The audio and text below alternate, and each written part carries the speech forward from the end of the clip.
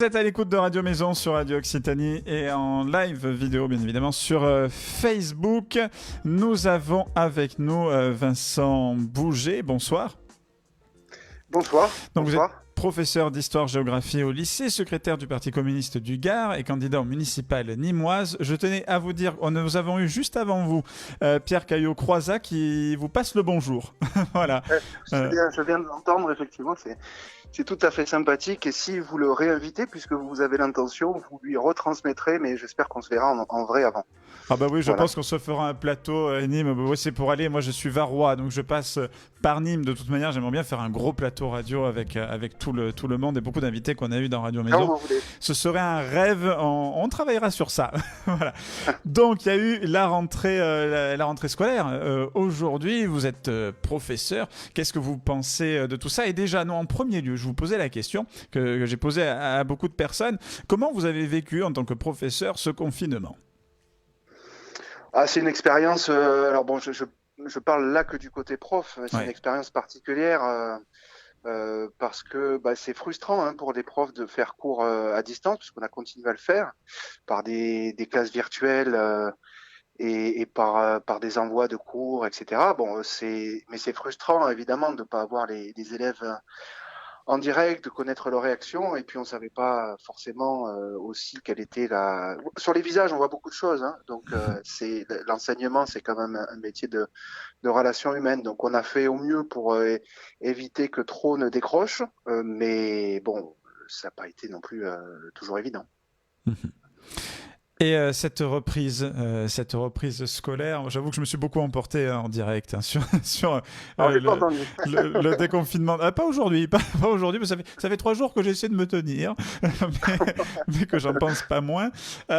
Cette rentrée scolaire, comment les professeurs, les enseignants peuvent ressentir ça aujourd'hui? Là aussi, c'est des sentiments très contradictoires et beaucoup d'inquiétudes, de doutes, si vous voulez, on n'a pas envie de, on est garant du fait que les élèves soient bien dans les locaux scolaires et on n'a pas envie que ce retour à l'école soit un retour à l'école traumatisant. On sait par ailleurs, bon, il y a toujours des doutes, mais bon, moi je rentrerai pas dans les problèmes scientifiques parce que en plus, bon, selon qui on écoute, on a des avis différents. Dans tous les cas, il y avait aussi besoin pour un certain nombre d'élèves de retrouver un autre cadre que le cadre domestique et familial. Pour plein de raisons, je pense que c'est très long, 2 mois de confinement. Et puis, il y a des élèves qui sont en difficulté réelle chez eux, et puis il y a des élèves qui décrochent. Donc, il y avait peut-être une possibilité, mais très sincèrement, la façon dont ça s'est passé avec le choix du roi, du prince, au 11 mai, et puis on dit on va tout rouvrir, et puis finalement on s'aperçoit que c'est pas possible, on fait des rétropédalages, on envoie une semaine avant un protocole qui est quasiment inapplicable dans l'ensemble des établissements, on passe les collectivités territoriales dans des situations extrêmement compliquées, on place les parents des fois dans des situations extrêmement compliquées pour savoir si oui ou non ils remettent leurs enfants à l'école, certains doivent travailler et du coup, c'est encore plus compliqué pour eux de prendre la décision. Enfin, donc tout ça est très difficile à vivre. Et puis selon la façon dont les collectivités, elles sont propriétaires des bâtiments et elles gèrent les personnels administratifs, pas les personnels d'entretien, pardon. Selon comment ça s'est fait, c'est plus ou moins sécurisé. Dans tous les cas, moi je crois qu'il y avait, pour que ça marche, il faut qu'il y ait très peu d'élèves. Il faut en gros, sur le modèle de ce qui s'est fait avec l'accompagnement des enfants des personnels soignants, il faut qu'il y ait très peu d'élèves, de ceux qui peuvent pas faire autrement, de ceux qui sont en difficulté, bon bref. Et donc il faut que le plus possible de parents, après, je pense, les gardent et que la classe continue. S'il y a beaucoup d'élèves, ça devient impraticable pour tout le monde.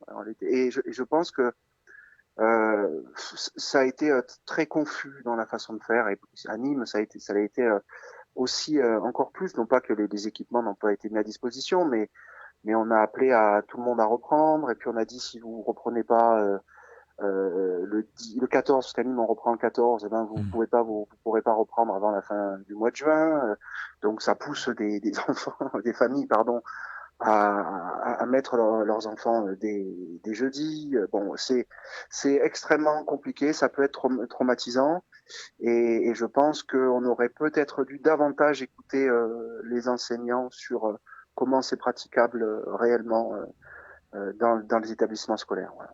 Pensez qu'on n'écoute plus justement les enseignants? Bah, je pense que globalement, il y a eu des arguments d'autorité et de la part du gouvernement et de la part de certaines collectivités. Je ne les place pas tous sur le même point, évidemment, parce Mhm. que moi, je vois mes camarades dans le département, en tout cas, qui ont beaucoup travaillé avec les enseignants et même les parents d'élèves, et je pense que c'était utile. Mais dans d'autres endroits, ben, on ouvre, voilà, et on met les enseignants devant le fait accompli. C'est eux après qui doivent assumer les choses. Donc c'est compliqué. J'espère que jeudi dans les écoles, enfin aujourd'hui ça a repris en partie. J'ai pas encore le bilan, mais quand ça reprendra plus massivement, et encore il faut être prudent. Hein, je pense qu'il y a très peu d'enfants qui vont aller dans les écoles. On verra comment ça se passe. Et puis il faudra aviser et être réactif. Mais des fois c'est pas le cas. Mhm. Il y a une question de Cédric qui marque: je désengage totalement l'équipe et j'assume seul la question. Et sinon, communiste en 2020 dans le Gard, on le vit comment? J'avoue Dans que le vin, il a dit. alors, il avait mis dans le Var, mais c'est dans le Gard. Hein, il pensait Gard. Ah d'accord. Parce qu'il a confondu avec moi qui suis Varois à la base. Donc, voilà, mais dans le Gard. Et dans le Var, c'est pareil, on va pas se mentir. Enfin, moi, dans mon village, j'ai encore un maire communiste, justement. Bon, Ouais, voilà. ouais. Dans le Gard, bon, le Gard a une tradition communiste forte. Hein. Il y a eu beaucoup d'élus, il y en a encore pas mal. Il y a des municipalités dirigées par des maires communistes. Il y avait jusque en 2001 là 2 députés communistes dans le département. Donc on a une implantation locale qui nous permet d'être en prise avec la réalité. Et les résultats des dernières élections municipales ont été plutôt favorable. En tout cas, on n'y a pas perdu de plume. Et dans la gauche, j'ai pas l'impression qu'on soit les moins efficaces et les moins reconnus par la population. Mhm. Donc effectivement, ce qui est compliqué chez nous, c'est le Front National, on le sait, qui s'implante depuis des années dans le sud du département, Mhm. mais qui commence à avoir des résultats aussi non négligeables dans d'autres communes du département. Et c'est difficile hein, quand une mairie bascule ou un canton bascule de remonter la pente parce que c'est un peu la politique de la terre brûlée. Et donc c'est beaucoup de courage pour les camarades qui sont à Beaucaire, qui sont à Vauvert, qui sont dans toute la petite Camargue là pour affronter. Mais on affronte et on le fait sans sans aucun répit et sans comment dire sans trembler quoi. Voilà, le Front National reste l'ennemi et tous les fascismes restent l'ennemi pour nous, c'est l'ennemi prioritaire. Voilà, on parlait de la Seconde Guerre mondiale et du Conseil national de la résistance avec Ambroise Croizat. On se souvient de cette époque-là aussi. Mhm. Pour terminer, parce qu'il est malheureusement bientôt 20h, on va vous réinviter. Hein. Vous aussi, je crois qu'on Oui, fera. je reviendrai, mais vous viendrez à Nîmes. Vous viendrez à Nîmes. Ah bah oui, bah avec plaisir. Et oui, malheureusement, c'est à plus de 100 km pour l'instant de Toulouse. Eh oui, Ouais. c'est un peu loin. Ouais. J'ai un ami d'ailleurs, je sais qu'il nous regarde de temps en temps, Nicolas, voilà, que j'embrasse, qui est nîmois, et qui était à Toulouse et qui est reparti à Nîmes. Ça lui manquait énormément, Nîmes, donc il est revenu. Et une dernière question, qu'est-ce que vous espérez là pour la suite, pour les jours, les semaines qui vont suivre? J'espère beaucoup de choses et j'ai beaucoup de craintes. J'ai beaucoup de craintes dans la façon dont nous sommes gouvernés. Comme Pierre Caillot-Croizat qui parlait avant, je pense que les forces de la finance, les forces du capital, les tenants des cordons de la bourse et les libéraux vont tout faire pour derrière faire payer la crise aux mêmes. Mm. Et je ne crois pas dans ce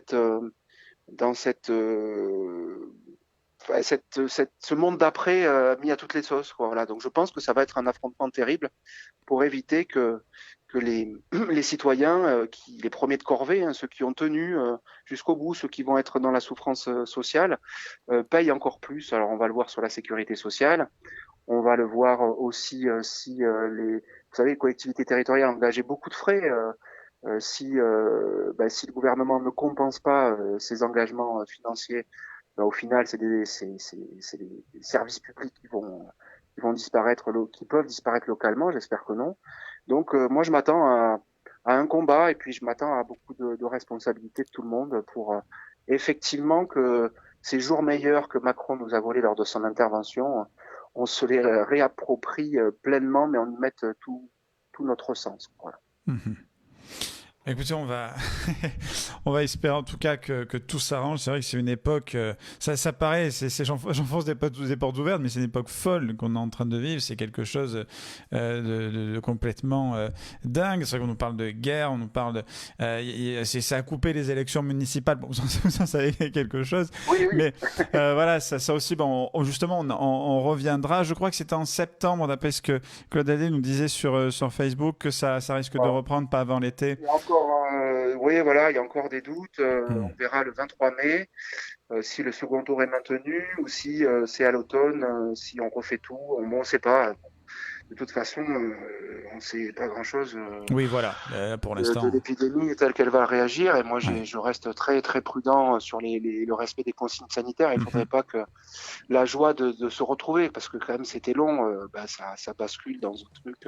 Ah oui, à Paris, ils ont fait des apéros en bord de Seine sans faire attention à quoi que ce soit.